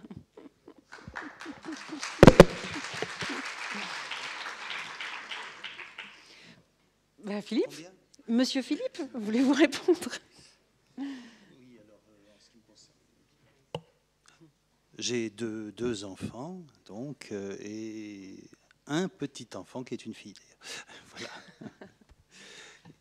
Et juste une. C'est pas du tout un problème pour moi de répondre sur cette question, bien sûr. D'autant que la question de la transmission a été pour moi très importante et que, entre autres, il s'agissait de ne pas répéter avec mes enfants ce que j'avais moi-même vécu en tant que détenteur ou victime pendant un moment d'un secret de famille. Donc c'est quelque chose qui, là, encore une fois, fait le passage entre vie professionnelle et vie privée. Il y a forcément chez moi toujours quelque chose, toujours une passerelle qui fait que je peux difficilement séparer l'une de l'autre. On est peut-être un tout petit peu sorti du thème, mais je dirais que d'une façon générale, il m'est plus facile, en tout cas à moi, de déterminer ce qui est problématique dans cette question et de dire que l'équilibre n'est pas atteint entre ces deux sphères quand l'une vient colmater l'autre, c'est-à-dire quand le travail vient prendre la place de la vie de famille parce que celle-ci n'est pas satisfaisante, ou quand la vie de famille devient l'exutoire aux difficultés professionnelles et où la famille subit bon. Donc le cas idéal serait en effet quand ces cas difficiles ne se produisent pas. Ils sont assez repérables. Et l'autre dimension qui me semble importante, c'est pour ça que je disais que de mon point de vue c'était lié, parce que moi ce que j'entends toujours dans la plainte des gens qui viennent me parler, c'est que les mêmes scénarios se reproduisent dans la sphère privée, dans la sphère professionnelle, et que donc il y a probablement quelque chose à faire d'un travail sur soi. Je dis bien encore une fois que ça ne passe pas forcément par la psychanalyse, mais un travail à faire sur soi pour éviter en effet d'être dupe d'une situation où tout à coup la sphère professionnelle deviendrait le persécuteur et la famille le refuge contre ce persécuteur. Ce sont des risques que je pointe. L'idéal de l'équilibre, c'est vraiment à chacun de le trouver, mais on le trouve d'autant plus facilement qu'on est moins dupe de ce qu'on joue soi-même dans ces deux sphères. Moi, je vous remercie de parler des enfants. Moi, j'en ai que 4. Et c'est vrai que c'est sans doute une zone de difficulté, de frustration pour moi. C'est-à-dire que je suis passionné par mon travail. Je vois bien que je manque de temps pour mes enfants. Ma femme, elle aussi, elle est auto-entrepreneur, etc. Donc alors elle travaille 7 jours sur 7. Elle n'a pas de problème d'équilibre parce qu'elle n'en a pas. Elle est en train de monter sa boîte. Bon, j'essaye de compenser ça par de la qualité. C'est-à-dire qu'en fait, je suis très investi professionnellement la semaine et très investi avec les enfants le week-end. Quand on a 4 enfants, on a vite envie de considérer ça comme une équipe de foot. On fait tous les choses ensemble. Et en fait, non. Il faut de l'individuel. Et quand on est une famille recomposée comme moi, avec des enfants de 20 ans, un enfant de 11 ans, on est obligé d'individualiser encore plus, parce que ce n'est pas du tout le même rythme. Moi, en plus, j'ai des enfants qui ne sont pas très, j'ai des enfants qui vont bien, donc j'ai de la chance, mais qui ne sont pas très autonomes sur le plan des études, aucun. Donc, faut vraiment. Alors moi, je n'ai eu aucune facilité avec aucun enfant. Donc, tu vois, c'est un repos les femmes de psychologie, Laurence. Tu vois, je suis ravi de vous retrouver le lundi. Et c'est vrai que pour un père, et moi, j'ai pris cette place de père très investi dans les études, puisque ma femme, là, en ce moment, bosse beaucoup. Et c'est sans doute une zone sur laquelle j'essaye de compenser le fait de ne pas être là tous les soirs à 6 ou 7 heures, ça c'est impossible, par du temps de qualité et individuel le week-end. Et toujours sur votre remarque, moi, il me semble que cette question de la recherche d'équilibre, elle est prise un peu dans une double transition. C'est-à-dire qu'avant, la recherche d'un meilleur équilibre, elle semblait préoccuper essentiellement les femmes en raison de leur double journée. Et il faudrait vraiment que les hommes aussi s'emparent de cette question-là. Et puis, il me semble aussi qu'avant, si on peut dire avant-après, cette question, elle ne concernait que soi dans son rapport avec son travail. Et ce que je n'ai pas entendu non plus dans les questions de la salle, c'est comment cette recherche d'équilibre, elle est en train de changer aussi, c'est-à-dire je ne me préoccupe plus seulement de mon propre équilibre dans ma relation à mon travail, mais en quoi le travail que je fais, la carrière que je mène, les projets qui m'animent sont aussi équilibrés par rapport aux besoins d'une époque dont les enjeux changent. Alors si vous avez des choses à dire là-dessus, on est aussi preneur. Monsieur. Oui, moi je suis retraité, donc j'ai travaillé pendant 40 ans. J'ai constaté un changement complet d'ambiance au niveau du travail. Quand j'ai commencé dans les années 70, il y avait une solidarité entre les gens. Un groupe de 4, on travaillait ensemble. Quand j'ai terminé à la fin des années 2000, chacun tirait dans les pattes de l'autre. Et les petits chefs, c'est-à-dire le niveau au-dessus, passaient son temps, entre guillemets, à enquiquiner les collaborateurs, à ramener la couverture à lui ou inversement à se plaindre quand il y avait des problèmes. Peut-être parce qu'il était handicapé par sa hiérarchie, ça je veux bien l'admettre. Ce que je veux dire par là, c'est qu'il y a aussi... les gens sont de plus en plus égoïstes, aussi bien au travail que personnellement. Moi, il y a un truc qui me révulse, c'est quand je suis dans le métro, je vois un gars qui met ses pieds sur la banquette, je lui dis écoutez, respectez la banquette, il me dit qu'est-ce que vous concerne, etc. Moi, je ne sais pas, mais enfin, c'est... Je pense qu'il y a une question d'éducation aussi. Oui, mais c'est ce que vous disiez aussi tout à l'heure. C'est curieux comme cette question de l'équilibre, elle est posée par chacun de vous aussi comme étant en lien avec le vivre ensemble, les règles relationnelles, etc. Oui. Au fond, monsieur. Bonsoir, bonjour. Olivier Guichardon, je suis directeur de la RSE dans un groupe industriel. Je suis mari et... Plus fort, s'il vous plaît, plus près. Mari et également père. Et je voudrais juste peut-être apporter un petit bémol, et je serais ravi d'avoir l'avis de Madame Vidal. Monsieur Saint-Simon disait que, effectivement, la femme devrait, notamment dans l'entreprise, apporter la sensibilité, enfin, des atouts qu'elle pourrait apporter et modifier les rapports à l'intérieur de l'entreprise.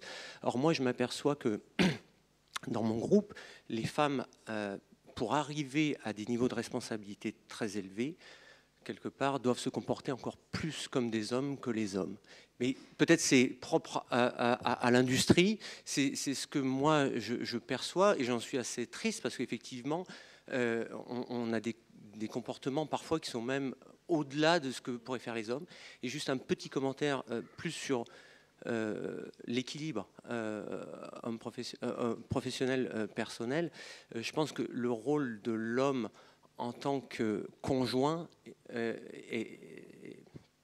change et évolue beaucoup, puisque effectivement, dans le couple, la place professionnelle de la femme est de plus en plus grande. Et du coup, ça s'équilibre peut-être beaucoup plus dans le couple que dans l'entreprise. Je pense que c'est difficile de faire des généralités. Je pense qu'il y a autant d'entreprises et autant de types d'industries que de situations de femmes. Je pense que j'ai l'impression que ce que vous donnez comme exemple, c'est effectivement le modèle de la femme peut-être dans les années 80, qui, parce qu'il y avait tellement peu de femmes, effectivement devait surjouer le fait d'être un homme, d'arriver à prendre des décisions de la même façon, etc. J'ai moins le sentiment que ça soit le cas à court terme.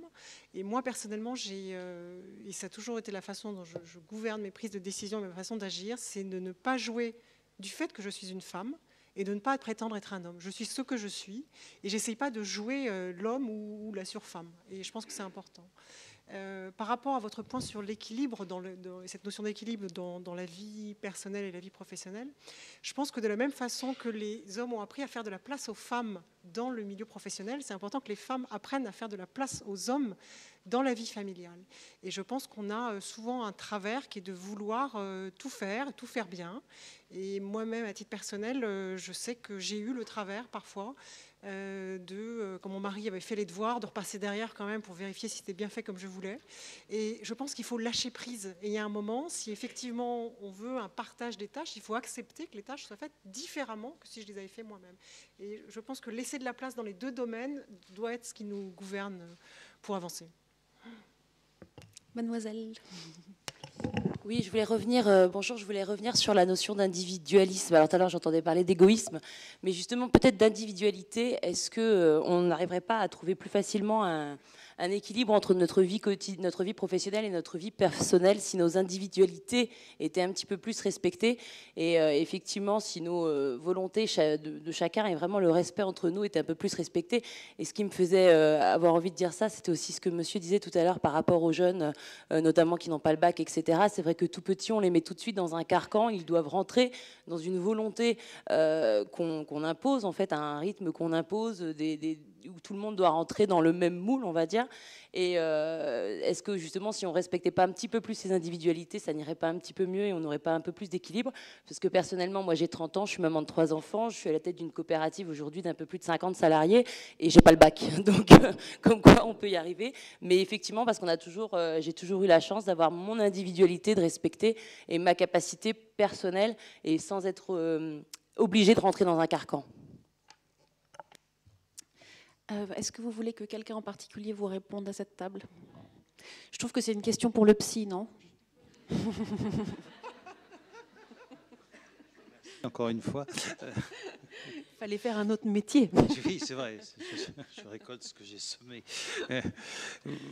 Oui, mais l'individu, oui, ce que vous appeliez peut-être les deux questions, l'égoïsme, l'individualisme, je crois qu'avant tout, tout expliquer, ce ne serait pas tout pardonner, mais il est vrai qu'on sent bien que ce que j'évoquais tout à l'heure de la position de repli de chacun, par exemple dans les situations de transport en commun, est évidemment plus une protection qu'un refus de l'autre, hein, et que parfois on préfère en effet entendre les chansons de son artiste favori plutôt que la rumeur différente. Il se trouve, moi en tant qu'auteur, c'est le contraire. Moi, j'adore écouter les conversations des gens dans le métro ou ailleurs parce que ça nourrit beaucoup mon imaginaire et éventuellement mon univers romanesque. Mais il est vrai qu'il y a quelque chose qui pourrait être que le psy appellerait un repli narcissique, hein, et ce repli narcissique, quand il se produit, c'est toujours face à un danger. Donc il y a quelque chose de cet ordre qui se produit dans notre vie sociale. Maintenant, le fait de cultiver les individualités scolairement parlant, ce qui est un peu dommage, c'est qu'en effet, c'est ce qu'on trouve dans les écoles qu'on dit expérimentales, Montessori. Voilà. Ce serait bien, en effet, que ça puisse, dans l'idéal, se faire partout ailleurs. Je vous en prie. Bonjour, je m'appelle Fanny. Je suis alternante en fait à l'ISTH et à l'ISFAC en même temps. Et j'avais une question pour Madame Vidal-Simi. En fait, quand on vous écoute parler, on a l'impression que c'est très facile en fait d'être une femme à la tête d'un gros groupe. Mais quand on regarde vraiment bien, on voit que les femmes, elles ont toujours un peu de mal à se faire une place. Et on voit qu'elles sont toujours moins bien payées que les hommes. Donc déjà, je voulais savoir comment vous avez réussi... Comment pour vous, en fait, vous pouvez trouver ça aussi simple déjà, et comment vous pouvez trouver un équilibre par rapport à tout ça, étant donné que c'est quand même assez frais, ce genre de situation-là. Et je voulais aussi poser une question à Monsieur Philippe Grimbert, qui dit qu'en fait, que la question d'équilibre, c'est un travail sur soi, mais dans ce cas-là, en fait, comment faire ce travail sur soi-même? Donc voilà. Alors, j'ai dit que je vivais très bien cette situation. J'ai jamais dit que c'était facile. Et je suis très investie dans ma vie professionnelle comme dans ma vie personnelle, mais ça demande effectivement beaucoup d'organisation, beaucoup d'engagement, beaucoup d'envie aussi. Et il y a des moments où c'est plus difficile que d'autres. Moi, à titre personnel, je suis obligée d'être très organisée. J'ai plusieurs casquettes en plus dans mes fonctions. J'ai aussi des responsabilités sur le Benelux en plus de la France. Donc ça nécessite forcément de l'organisation. Ça veut dire aussi parfois faire des compromis.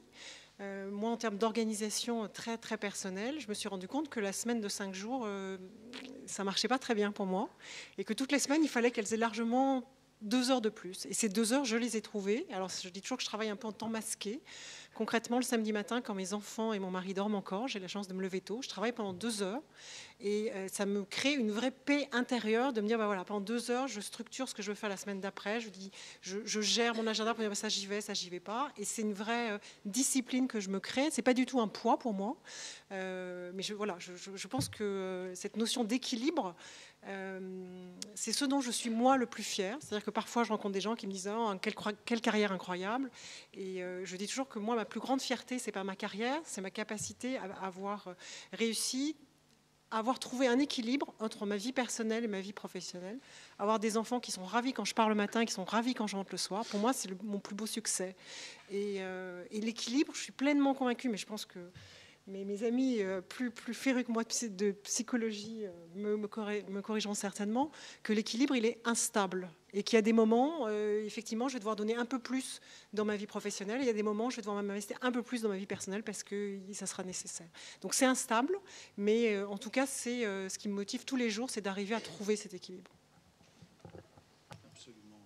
Absolument d'accord sur le fait que l'équilibre est instable et qu'il faut sans arrêt et sans cesse le remodeler, le remoduler. Vous me posiez la question de savoir quelles étaient les démarches qui permettaient de faire ce travail sur soi. Alors encore une fois, je dis bien que la psychanalyse n'est pas le seul outil qui permette, même si de mon point de vue c'est le plus radical, le plus profond et peut-être le plus inquiétant, parce qu'en effet, ce travail sur soi aussi radical peut amener à des bouleversements dans la vie quand on trouve à quel point, et c'est ce que parfois on n'a pas envie de rencontrer, et c'est même ce qui fait peur dans la psychanalyse. C'est pas tant le dispositif un peu désuet du divan, du fauteuil, du silence de l'analyse, c'est ce qu'on va trouver en soi qui nous fait peur. Et parce que ce qu'on va trouver en soi peut nous amener parfois à un remaniement complet de notre vie, de notre couple, de notre situation. Bon, donc c'est en effet la démarche la plus radicale. Mais il y a plein d'autres solutions pour faire un travail sur soi, en passant par ce qu'on appelle aujourd'hui la méditation, ce qu'on appelle le yoga, ce qu'on appelle les groupes de réflexion, ce qu'on appelle un travail personnel qui peut être juste de l'ordre d'une psychothérapie, de soutien. Enfin, j'en oublie certainement, mais il y a beaucoup de solutions pour faire un travail sur soi. Je crois que ce qui est fondamental, c'est de savoir s'arrêter un moment et de prendre la distance nécessaire pour voir ce qu'on est en train de vivre, ce qu'on est en train de faire. Parce qu'on passe quand même beaucoup de temps dans l'acte et beaucoup moins dans la réflexion. Et une réflexion sur soi qui n'est pas du nombrilisme, hein, qui est une façon de prendre les événements de notre vie en perspective, c'est quelque chose d'essentiel. Et donc pour ça, il y a plusieurs moyens, dont la psychanalyse. Alors, je voudrais juste compléter par rapport à ce que vous disiez. C'est pas parce que pour moi j'ai réussi à le faire et que je le vis bien que c'est facile pour toutes les femmes. J'en suis pleinement consciente. Mais je pense que chacune doit trouver sa voie et ce qui fonctionne pour elle. Il est 4h moins 3, donc on ne va pas pouvoir donner la parole à tout le monde. J'ai repéré un monsieur qui depuis très longtemps lève la main là-bas, donc je vous en prie, et peut-être une autre derrière. Ah, c'était le monsieur derrière vous, je suis navrée. Alors, on va dire vous deux, et ensuite vous vous entretuez, d'accord?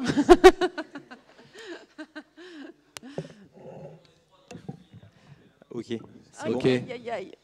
Bonjour. Vous êtes bien aligné. Tant qu'on ne nous expulse pas, on va essayer, d'accord? Ok, je vais faire court. Bonjour, donc je m'appelle Jean-Luc Guillou, j'anime un réseau de perfectionnement en management qui regroupe 1700 managers sur toute la France. Qui s'appelle Germe, et je voudrais vous partager un témoignage, un partage d'expérience et poser une question. Premier témoignage que je voudrais faire, c'est que il y a peu de place dans l'entreprise en réalité pour aborder ce sujet de l'équilibre vie professionnelle, vie privée dans les TPE, dans les PME d'une manière globale. C'est pas un sujet qui est si facile que ça à mettre sur la table. Ça, c'est ce que nous remontent les managers qui sont dans les groupes. La deuxième chose, c'est que ce sujet-là, un partage d'expérience que je pratique, étant papa d'une famille de 3 filles et manager d'une équipe de 15 personnes, dont 13 femmes. Ce sujet de l'équilibre vie professionnelle, vie privée est un sujet qui m'intéresse énormément. Et une pratique que je mets en œuvre et qui fonctionne bien, c'est quand on fait une réunion, un temps collectif sur quelque sujet que ce soit, c'est d'avoir une météo qui commence par une un tirage de dés ou d'une carte ou de quelque chose qui permette d'aborder sur le point personnel et sur le plan professionnel, ben finalement, comment je me sens. Et je pense que déjà, c'est donc là un vrai acte de management et qu'il y a une vraie responsabilité managériale dans cette histoire d'équilibre vie professionnelle, vie privée. Et que c'est au manager de donner la part, la juste part dans cet équilibre. Et troisièmement, c'est une question là plus pour Philippe Grimbert. Ce qu'on observe aussi dans nos groupes de managers, donc ce sont des gens qui viennent d'entreprises et de fonctions différentes, qui occupent des postes de direction, dans des comités de direction pour la plupart d'entre eux, des groupes mixtes avec environ 60% d'hommes, 40% de femmes, et que ce sujet équilibre vie professionnelle, vie privée, on le voit demander de plus en plus comme un thème de travail et de réflexion chez les managers, et que ce sujet-là, quand il est abordé par les femmes dans un groupe de co-développement, dans un groupe de pairs, ça libère la parole chez les hommes qui très souvent posent à ce moment-là le sujet et n'auraient jamais osé le faire auparavant. Alors je voudrais comprendre le mécanisme psychologique qui soit donne une autorisation à ces hommes d'en parler. Voilà, ça m'intéresse d'avoir votre regard là-dessus. Ce sont toujours les femmes qui nous ont donné l'autorisation de parler depuis le tout début. D'ailleurs, Philippe, si vous pouviez laisser la parole. Voilà. Donc, non, mais il y a quelque chose je plaisante à moitié. C'est quand même. Nous avons appris à parler avec une femme, avec notre mère. Mais je pense que. Alors, très rapidement, puisqu'il faut faire vite, je dirais que c'est assez consubstantiel à la structure psychique majoritaire des femmes par rapport à celle des hommes. Il y a malheureusement assez peu d'hommes hystériques. C'est dommage parce que l'hystérie est quand même un facteur de charme essentiel chez un homme qui, d'ordinaire, est davantage obsessionnel, qui est beaucoup moins drôle. Donc, je dirais que, et c'est une façon, c'est pas du tout une façon, on a l'impression quand on dit hystérique, c'est une injure. Pas du tout, c'est une structure psychique. Au contraire, j'apprécie énormément. Il n'y aurait pas de théâtre, il n'y aurait pas d'artistes, il n'y aurait pas de grands artistes s'il n'y avait pas l'hystérie, hein, chez les hommes comme chez les femmes. Parce que les hommes peuvent être hystériques. Pas besoin d'avoir un utérus pour être hystérique, même si étymologiquement, c'est relié à l'utérus.